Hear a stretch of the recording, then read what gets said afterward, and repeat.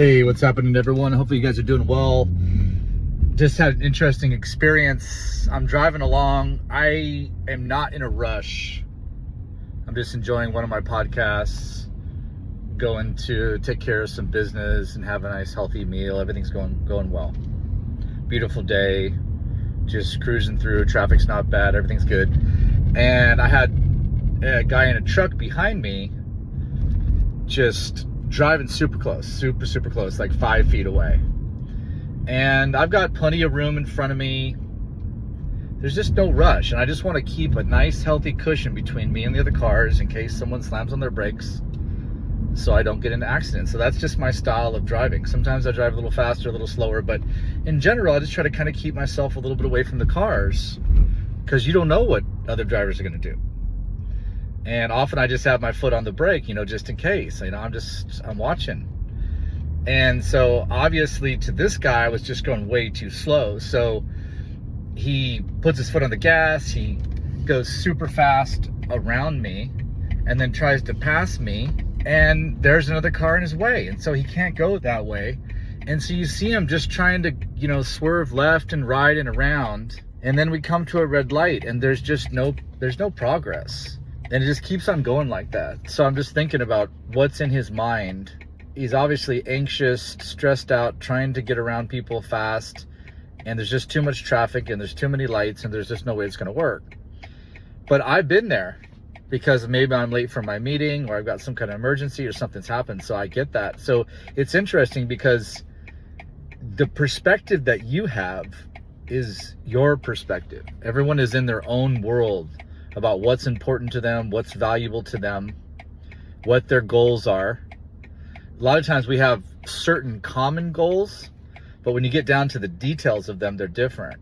And so we can learn from this and have a little bit of compassion, a little bit of empathy, a little bit of patience with other people because we don't know where they're coming from necessarily. Who really knows the full backstory of anyone? No one knows. Every moment of every day of what they went through and what their fears are and what their, aspirations and dreams are down to the absolute details. Sometimes we don't even really know ourselves super well because we haven't looked into that. But who would really know us better than ourselves? Often it is ourselves that know ourselves the best because we're the one that's living with ourselves and observing and figuring things out all day, every day. And so for you to judge someone else and why did they do that? And that's unfortunate that they got together with that person. And why did they take that job? And why are they eating this? And they don't like to exercise and they watch too much TV or they don't, keep up on the latest science. And what about AI and all this kind of stuff? It's like, sure, you can have love and compassion in your heart and try to help people, nudge people in the right direction towards a better life, to a better path. And there's a place for that. But there's also this kind of fine balance to you getting a little bit anxious and upset because other people are not performing the way that you think is best. It's just they're in a different mindset. They're in a different world. They're in a different universe. They're in their own bubble. And people are trying to figure it out. People don't like to be upset and angry and depressed. And it's just, they don't know a better way with the tools that they have, with the situation that they have. They're not sure. It's like jumping into the fire pan from the fire. It's like you wanted to get out of the fire, and then your best move was to jump in a particular direction, and then you landed in the fire pan. It's not that you wanted to be in the fire pan. It's that you just simply wanted to be out of the fire, and that was your best guess in that moment. And then you hit the fire pan, and then you're like, okay, we got to jump out of this now because we're in danger. I actually saw a really funny cat video. It may be kind of cliche, the cat videos. I haven't really seen that many cat videos, but I saw this one. It was crazy. The cat got scared and it jumped back and it fell in the pool. And then of course it was super disturbed by hitting the pool.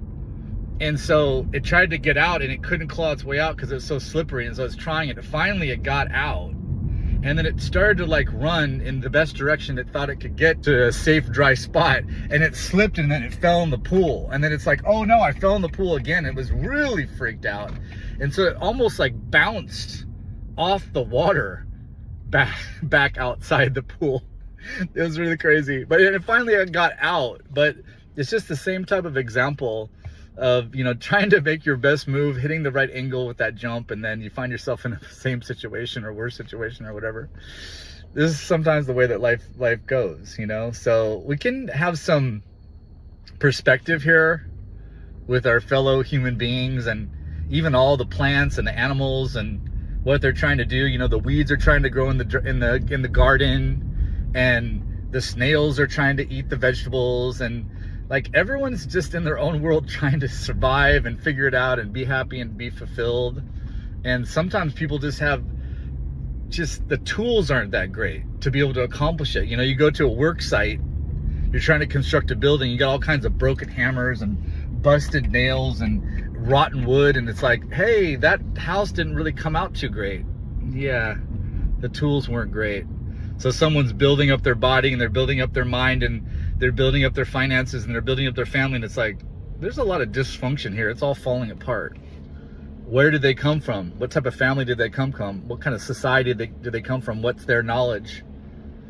How is their biochemistry working? You know, how does their brain work?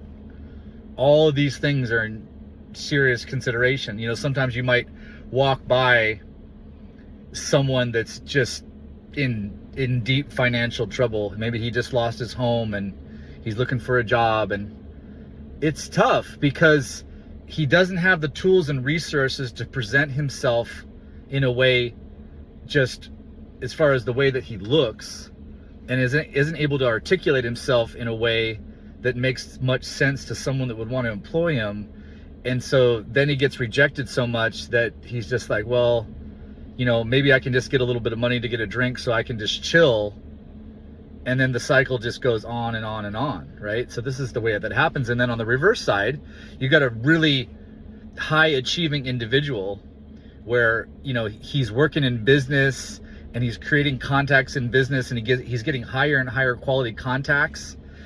And it's just a self-fulfilling prophecy going on in one direction upwards. The better contacts he has, the better the lower interest rate loans he has, the better deals he has, the better margins he has, the more cash flow he has, the higher level circles of people he has, and it just keeps going on and on. Starts dressing better, starts looking better, starts driving a nicer vehicle, and then that shows to people that he's successful. He starts becoming more and more disciplined because everything in his life is just momentum, higher quality. People are attracted to him. Like, this is the way we do it. So I tell people, you know, start with physical fitness and nutrition. That's something that's really under your control. Even the amount that you eat. Studying a video today about just intermittent fasting and just not eating that much. Just keeping the system running really smoothly and clean by not eating till later in the day. Sure, you're going to be a little bit hungry in the beginning, but just create some discipline there. Push that eating window out a little bit. You know, if you eat at 8 a.m., then eat at 9, and then go to 10, and then go to 11, and just condition the body. The body will start to just grab fuel from your body fat storage. It's a really clean energy. It's just sitting there ready to be tapped into. 3,600 calories per pound of body fat. You know how long you can live off 3,600 calories? You could take in no calories, and you could live, most people could live for like a couple days on 1 pound of body fat. So what about on 10 pounds? A lot of people have at least 10 pounds. So you got like 20 days plus of clean energy just stored. And by the way, some of the organs in the body, they store vitamins and minerals and essential nutrients that you need. So you actually don't need to get that much nutrition on a regular basis. And I'm not saying you don't need it. It depends on your situation. It's not one size fits all on this. But in general, like if you intermittent fast a little bit, you mix up your diet a little bit. Sometimes you're getting some, B vitamins and A vitamins and C vitamins and, different minerals and stuff like that. You have a pool, a resource of these vitamins and minerals actually inside that you can tap into. That's the way that our body was made, so that we could fast. When we were nomadic, when we were hunter-gathering, when we're traveling, there's famines, there's problems, there's wars, and we have to fast. We're built to not just lose our life because we didn't have all the vitamins and the minerals and the calories to run. We can handle some of that. It's just in our modern lifestyle, we're too comfortable and too habituated to think that we just constantly need another meal. And every day we've got to take all our vitamins and minerals. Just keep a nice steady source of nutrition with vitamins and minerals over a week, over a month. But balance it out with some intermittent fasting, maybe a little bit of some longer fast. You know, some people, you know, they'll do like a 24 hours sometimes just to give the system a break. It's just amazing all the different things that you can do to optimize and get better and better. So just try to use this information just as leverage to just improve. You know, I don't want you to think that I'm just, you know, on some other level or you know, trying to be, you know, preaching or anything like that. I'm just trying to integrate things that I've found from people that are doing really excellent jobs integrating this stuff into their life. And so I'm a walking experiment by myself, trying to become better. And I'm noticing that my energy's better, my drive is better, my cleanliness is better, my outlook is better, my peace is better. If all those things are being improved because of stuff that I learned from people that have already figured it out themselves, then I feel like really strongly deep inside that's my duty to pass that on to you guys. And I'll just be one of the multitude of voices that is trying to add some value to the world. And it makes me feel like I have some meaning and purpose too when I'm adding this value to you guys. So hopefully everyone loves this information. You know, it's the best information that I found, and I'm going to keep on curating it, distilling it, working on it in my own life to try to give you just the best value you possibly can. All right, talk to you soon. Have a good one. Aloha.